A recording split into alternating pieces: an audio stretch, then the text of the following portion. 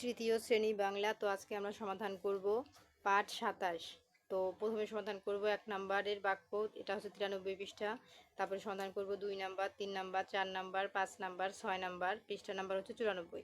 তো পরবর্তীতে আছে পাঠ ২৮, সেটার ভিডিও আমি পরবর্তীতে দেখাবো। আজকে শুধু পাঠ ২৭-এ যা যা আছে তাই দেখাবো। তো চলো প্রথম থেকে শুরু করি। তো দেখো ৯৩ পৃষ্ঠার প্রথমে আমাদের এখানে শব্দ লিখি লেখা আছে। এই প্রত্যেকটা শব্দের উত্তর দেখো আমাদের এখানে দেওয়া আছে, ঠিক আছে।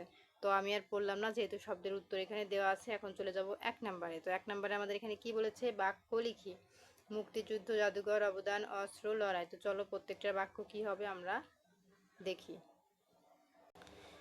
তো দেখো প্রিয় শিক্ষার্থী, এখানে বাক্যের উত্তর দেওয়া আছে। এখন দেখো এখানে লেখা আছে মুক্তিযুদ্ধ, এর অর্থ কি? মুক্তিযুদ্ধ জাদুঘর খুব পরিপাটি করে সাজানো। এখন দেখো এখানে মুক্তিযুদ্ধ দিয়ে একটা বাক্য লিখেছে, সেই বাক্যের মধ্যে মুক্তিযুদ্ধ কথাটা উল্লেখ আছে। তো তোমরা এটা না লিখে অন্যভাবেও লিখতে পারো। তোমরা এমন একটা কথা লিখবা যে কথার মধ্যে এই মুক্তিযুদ্ধ মানে এই কথাটা উল্লেখ থাকতে হবে, তাহলে কিন্তু একটা বাক্য হবে। যেমন তুমি এটা লিখতে পারো যে ছোটবেলায় আমি মুক্তিযুদ্ধের গল্প শুনেছি, বা এটা লিখতে পারো আমার মুক্তিযুদ্ধের গল্প ভালো লাগে, বা আমার দাদু একজন মুক্তিযোদ্ধা ছিলেন। তো যে কোনো কথা লিখবো, ওই কথার মধ্যে এই কথাটা উল্লেখ থাকলেই কিন্তু একটা বাক্য গঠন হয়ে যাচ্ছে, ঠিক আছে। তো সেম এইগুলো সেম প্রত্যেকটা কথাই একই। তো আমি বুঝাই দিলাম টেকনিক, এরকমভাবে পড়বা। আর দেখো জাদুঘর নিয়ে বাক্য কি আছে, ঢাকার রাজা ঢাকার রাজারবাগে আছে পুলিশ মুক্তিযুদ্ধ জাদুঘর। অবদান, মুক্তিযুদ্ধে পুলিশ সদস্যদের অবদান আমরা ভুলব না। অস্ত্র, পাকিস্তান সেনাবাহিনীর কাছে ছিল ভারী অস্ত্র। লড়াই, অসীম সাহস নিয়ে পুলিশ সদস্যরাই লড়াই করেছে। তো দেখো আমাদের ৯৩ পৃষ্ঠা উত্তর কমপ্লিট। চলে যাব ৯৪ পৃষ্ঠাতে।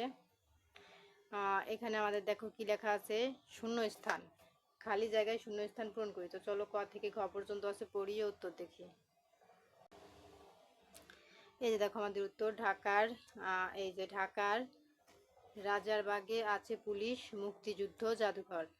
তারপরে খ নাম্বার, পুলিশ জাদুঘর মুক্তিযুদ্ধ জাদুঘরটি খুব পরিপাটি করে সাজানো। গ নাম্বার, জাদুঘরে আছে পুলিশের ব্যবহৃত পোশাক ও বিভিন্ন জিনিসপত্র। ঘ নাম্বার, পুলিশ সদস্যদের কাছে ছিল অসাধারণ অস্ত্র। তো এ ছিল কিন্তু আমাদের শূন্যস্থানের উত্তর।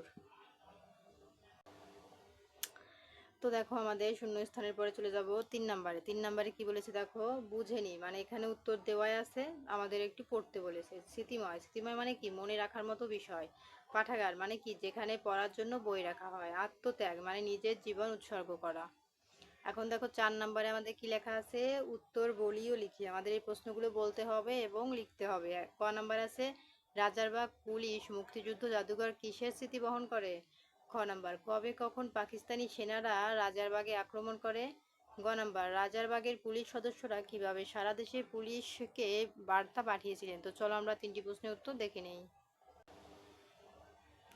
তো এই যে ক নাম্বার প্রশ্ন, উত্তর হবে রাজারবাগ পুলিশ লাইন মুক্তিযুদ্ধের স্মৃতি বহন করে। খ নাম্বার প্রশ্ন, কবে কখন পাকিস্তানি সেনারা রাজারবাগে আক্রমণ করেন? উত্তর হবে ১৯৭১ সালের ২৫শে মার্চ রাতে পাকিস্তানি সেনারা রাজারবাগে আক্রমণ করে। গ নাম্বার, রাজারবাগের পুলিশরা কিভাবে সারা দেশে পুলিশকে বার্তা পাঠিয়েছে? উত্তর, রাজারবাগের পুলিশরা বেতার যন্ত্রের মাধ্যমে সারা দেশের পুলিশকে বার্তা পাঠিয়েছিল।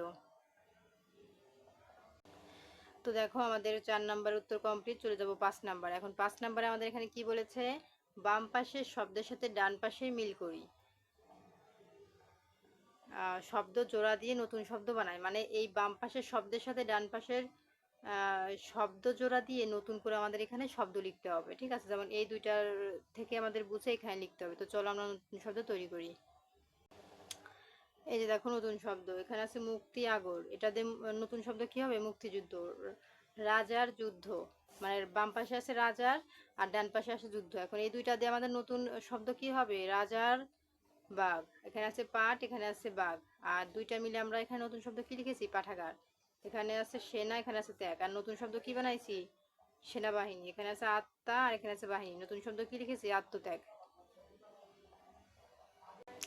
তো দেখো আমাদের ৫ নাম্বার উত্তর কমপ্লিট। চলে যাব ৬ নাম্বারে। ৬ নাম্বারে কি বলেছে, পুলিশ মুক্তিযুদ্ধ জাদুঘর রবিন কি কি দেখলো তা বলি। তো তারা পুলিশ মুক্তিযুদ্ধ জাদুঘর রবিন কি কি দেখলো তা আমাদের বলতে হবে। তো চলো আমরা উত্তরটি দেখে নিই। এই যে দেখো উত্তর, পুলিশ মুক্তিযুদ্ধ জাদুঘরে রবিন যা যা দেখলো, এই যে বিক্রয় কেন্দ্র, পাঠাগার, জাদুঘর, হাতিয়ার, পুলিশের পোশাক, বেতার, পাগলা ঘন্টা। তো এইগুলোই কিন্তু দেখেছে, তোমরা এগুলো লিখে দিবা।